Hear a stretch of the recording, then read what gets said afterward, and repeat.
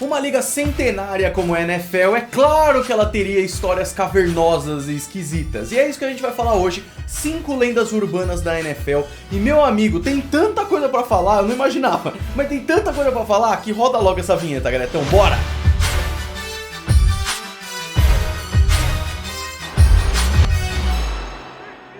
Sejam muito bem-vindos ao Golim Sports, meus amigos, a lenda urbana número 1. Em 1958, os Lions tinham acabado de ganhar o campeonato da NFL, antes mesmo de chamar Super Bowl, e no ano seguinte eles trocaram o seu quarterback estrela, Bob Lane. E foi esquisito, cara. Ele tinha ganhado 3 campeonatos, trocaram por um cara que era tipo um prospecto, não sabia se ia dar muito certo. E quando o Bob Lane saiu, ele tirou suas coisas do armário do vestiário de Detroit e falou: esse time não ganha nada pelos próximos 50 anos.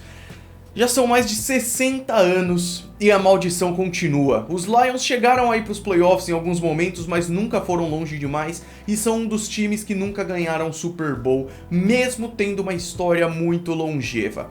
O Lane até morreu no fim dos anos 80 e os Lions melhoraram na década de 90, tendo Barry Sanders e tudo mais, mas ainda não foi suficiente. E aí vamos ser justos, naquela época, 58, o Bob Lane estava envelhecendo, tinha problema de lesão, ele tinha problema de bebidas também, e o time resolveu trocar o cara. Ainda não se tem certeza se ele disse isso, mas a história é boa.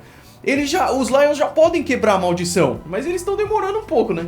Com 55 Super Bowls já tendo acontecido, é claro que as pessoas pensariam que alguns deles teriam sido arranjados, mas cara, teve alguns que tem evidência até, vou falar pra você. Primeiro que teve essas teorias de que foi arranjado. Super Bowl 3. O Super Bowl 3 foi o primeiro que a AFC ganhou da NFC, porque os Packers ganharam os 2 primeiros. Com a liga se juntando em 1970, era importante mostrar que as duas conferências, que veio da AFL e a que veio da NFL, eram igualmente fortes. E quando os Jets iam enfrentar os Colts em 1969, era importante que a AFL ganhasse para ter essa paridade, e isso aconteceu. Uma das maiores evidências para que esse Super Bowl tenha sido armado é que os Colts eram favoritos, tinham Johnny Unitas maravilhoso e tudo mais, mas os Jets tinham Broadway Joe Namath, quarterback de Hall da Fama, e um dia antes do Super Bowl ele disse com todas as letras: eu garanto a vitória desse time pro Super Bowl. E ele realmente ganhou, os Jets ganharam esse Super Bowl, e aí o pessoal ficou com a pulga atrás da orelha. Será? Outro Super Bowl questionável, Super Bowl 40, entre Seahawks e Steelers.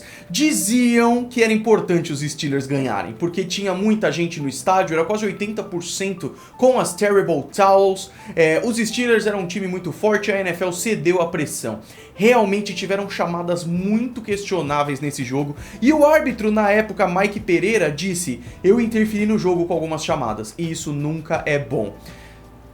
O jogo ter sido arranjado para os árbitros terem errado é um caminho muito grande, mas é claro que as pessoas vão teorizar. Isso aconteceu também no Super Bowl 55, que acabou de passar, entre Buccaneers e Chiefs. Apesar das chamadas de árbitro não terem afetado o resultado, que foi muito elástico, muitos dizem que o Super Bowl foi armado porque teve chamadas bem questionáveis em favor dos Buccaneers.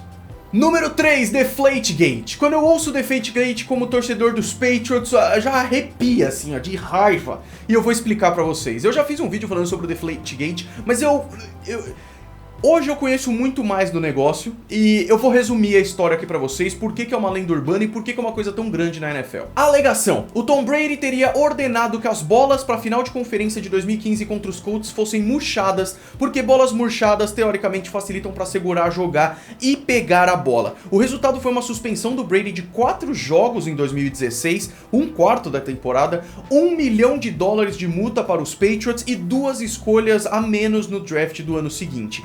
A partir de 2006, cada time leva suas bolas para o campo, então teoricamente as bolas dos Patriots estariam um pouco mais murchas. O jogo foi no estádio dos Patriots. Antes da final da AFC, os Colts alegaram que desde o jogo contra os Ravens, os Patriots estavam deflatando bolas, mas não deram provas para isso.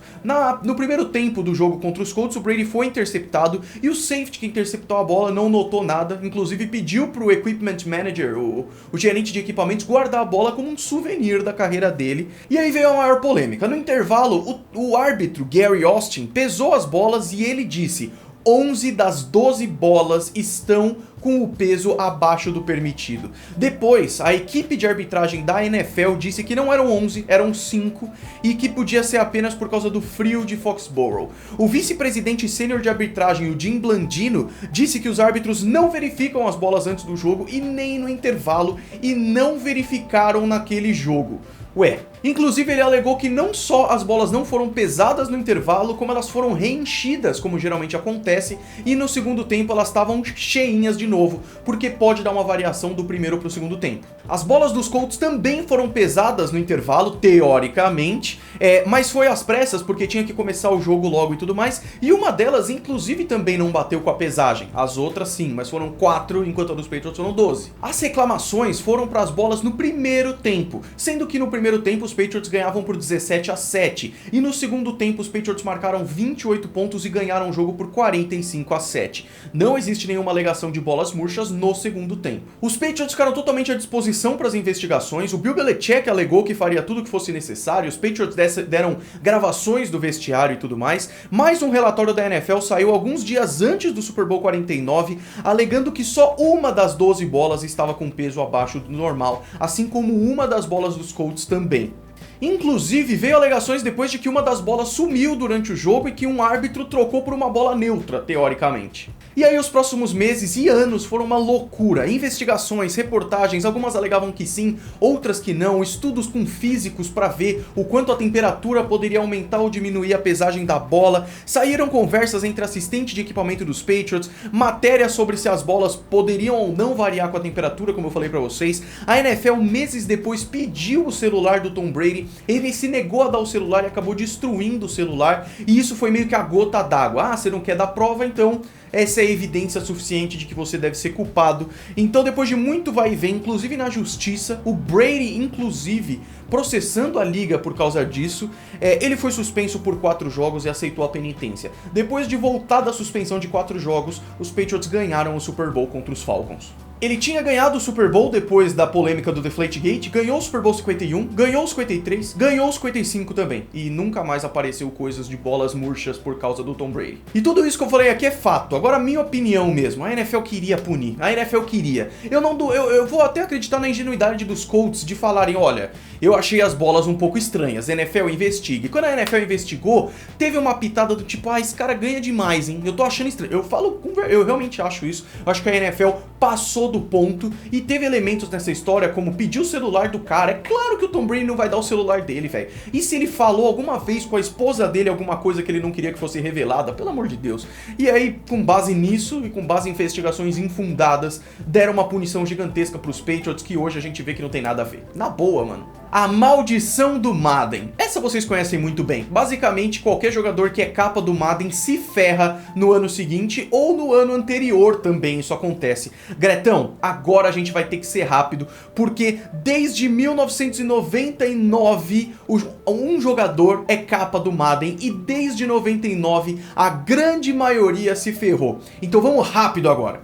1999, Garrison Hurst, lesão que ficou 2 anos fora da liga. Em 2000, Barry Sanders aposentou e a EA mudou de capa para Dorsey Levens dos Packers e foi a pior temporada dos Packers desde que teve Brett Favre no time. 2001, Eddie George, depois da capa ele teve uma interceptação que acabou com a temporada do time e nunca mais teve uma temporada melhor que antes da capa. 2002, Daunte Culpepper se lesionou um pouco antes de virar capa e perdeu o resto da temporada e a temporada seguinte foi uma das piores da sua carreira. 2003, Marshall Faulk, a carreira absurda do Faulk só caiu depois da capa. A temporada depois da capa foi a primeira que ele teve menos de 1000 jardas corridas. 2004, Michael Vick fraturou a fíbula direita na pré-temporada e ficou 11 jogos fora. 2005, Ray Lewis, os Ravens não foram para os playoffs pela primeira vez em anos e ele teve uma lesão que encerrou a temporada dele na semana 6. 2006, Donovan McNabb, bem sucedido antes, vinha de lesão e teve outra em 2006, nunca mais foi o mesmo. 2007, Shaun Alexander, teve uma temporada ruim depois da capa, lesões no ano seguinte, foi cortado do Seahawks em 2008.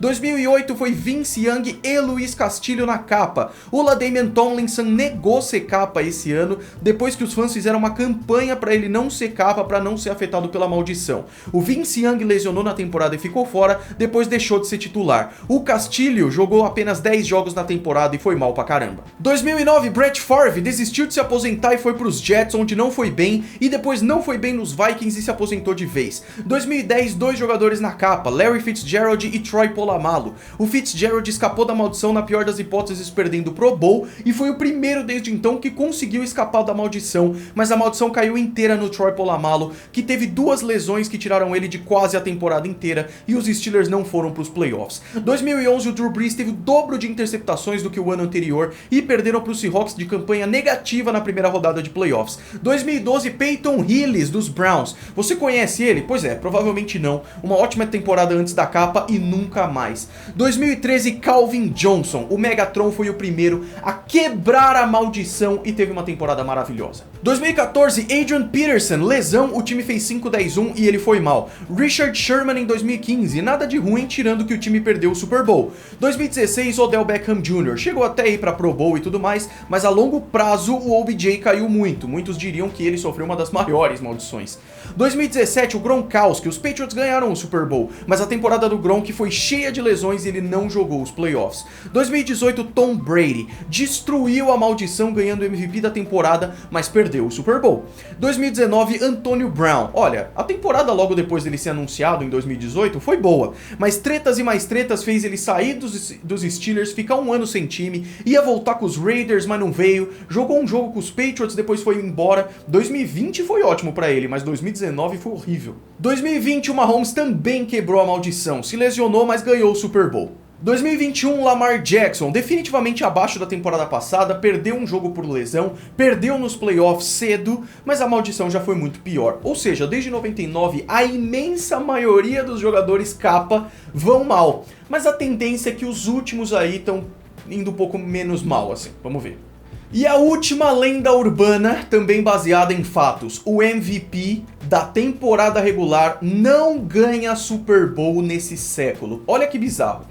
Era comum o MVP da temporada ganhar o Super Bowl também. Só na década de 90 aconteceu 4 vezes isso, sendo que o último foi em 99, Kurt Warner dos Rams ganhou o MVP da temporada, ganhou o MVP do Super Bowl e venceu o jogo também. Desde então, desde que virou para os anos 2000, isso nunca mais aconteceu. 9 vezes o MVP da temporada foi para o Super Bowl e as 9 vezes perdeu. E olha só, isso inclui o próprio Kurt Warner, o Rich Gannon dos Raiders, que perdeu contra os Buccaneers em 2002, Shaun Alexander, Peyton Manning, Tom Brady 2 vezes, Cam Newton, Matt Ryan e Patrick Mahomes. 9 vezes com ótimos jogadores, nenhum deles ganhou o Super Bowl quando foi MVP. E você vê que tipo, Tom Brady, quando não ganhava MVP, ia pro Super Bowl, ganhava. Patrick Mahomes não ganhou o MVP e ganhou o Super Bowl. É realmente bizarro, cara. E é isso. Eu separei os assuntos pra falar sobre cada uma dessas lendas urbanas da NFL e eu não esperava que fosse render tanto, mas deu um trabalho e foi muito bacana. Se você gostou, não sai desse vídeo sem dar um like aí embaixo, deixa o like, se inscreva, me siga nas redes sociais e a gente se vê no próximo vídeo. Um grande abraço pra todos vocês. Foi.